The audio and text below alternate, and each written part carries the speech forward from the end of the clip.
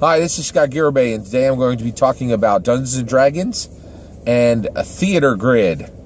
Alright, so I just wanted to talk about Dungeons & Dragons 5th edition for a minute. Dungeons & Dragons 5th edition is by far the best version of the game that has ever been created. I'm a big fan of Dungeons & Dragons 5th edition.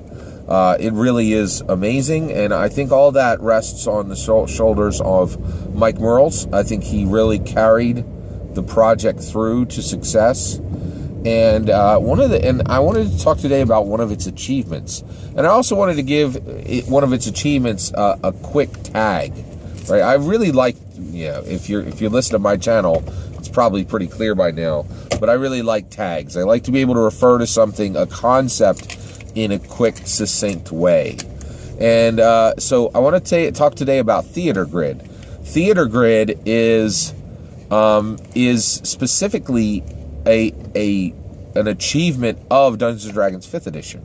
And that is, it is the first tabletop role-playing game to truly embrace theater of the mind and the grid, right?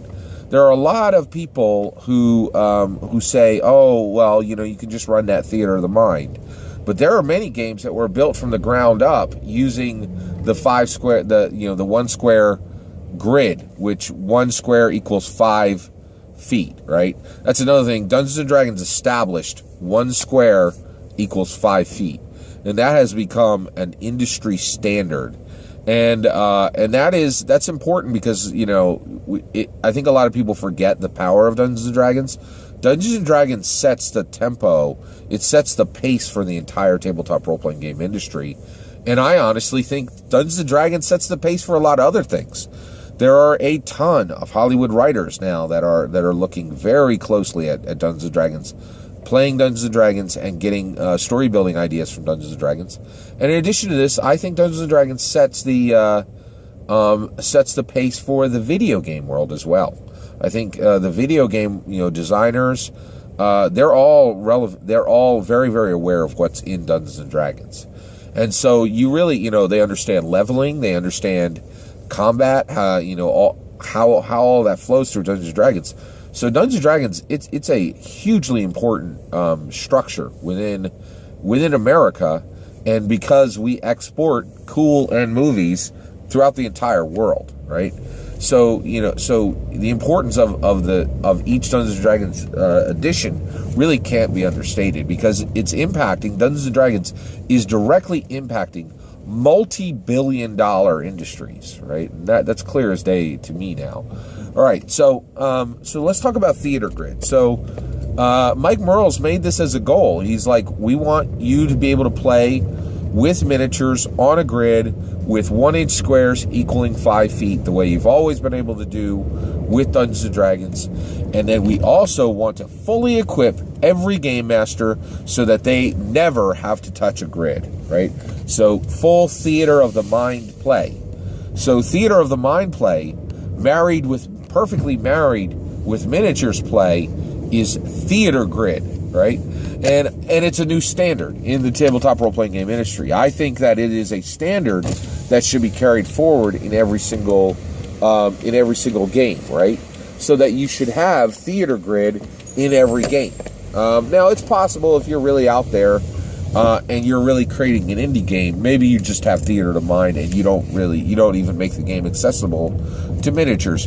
But if you're one of the big dogs, if you're Paizo or excuse me, FFG or Wizards of the Coast, any of those major tabletop role-playing game companies, AAG might be in there, that has a building and real employees and all that.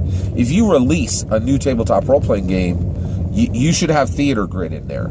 And even if you decide, okay, we're not going to have Theater Grid, we're going to do Theater of Mind, or we're going to do miniatures combat, at minimum, you need to acknowledge Theater Grid and think about it. You can't, it's such a huge accomplishment that Mike Mearls did, that he set into the game, that he established for the industry, that it needs to be considered. So Theater Grid it's an incredibly important achievement of 5th edition, and it needs to be thought about going forward, because I think it's a new standard.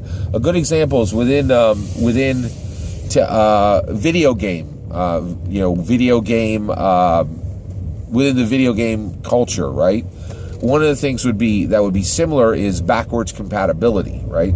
So when you bring a new system, is it going to be able to play any of the old game systems, right?